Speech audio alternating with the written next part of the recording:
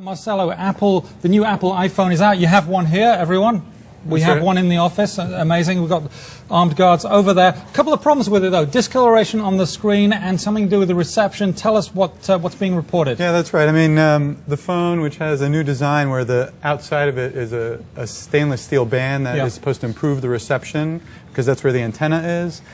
People have discovered that if you hold it in a certain way, basically covering up the bottom left corner, you actually lose cell phone reception. And obviously that's a black eye. For a cell phone, that's a black eye, I would say. Now, the company coming back and saying gripping any mobile phone will result in some attenuation of its antennae performance, with certain places being worse than others, i.e. gripping it. But if you can't grip it, how are you supposed to hold it to your ear? I'm not trying to be funny here, but I mean, it is a bit of a problem, right? Yeah, I mean, but you know, it still works fine. I mean, it's just if you hold it a certain way, you know, it affects the reception. They say you'll avoid holding this certain part of it, you'll be fine.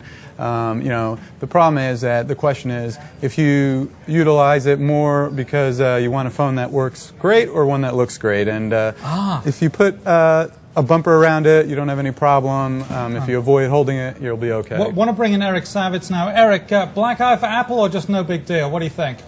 Oh, I think this is kind of a short-term issue. There's been so much attention to the launch in the last couple of days of the iPhone. I'm not surprised that people found a few issues. I don't think this is really going to do any damage to the enthusiasm for the phone. And, you know, it is interesting they did launch this line of bumpers that basically go around the edge of the phone. At the same time they launched the phone, maybe they knew that this was going to be a problem. But I doubt this stops too many people from buying an iPhone. Yeah, actually, the bumper is on the phone here, and you have to pay extra for that bumper. It makes me wonder, though, if it needs the bumper, why doesn't it come with it in the box? Why do you have to buy something extra? Eric, is that a sort of marketing flaw, or is actually that good business?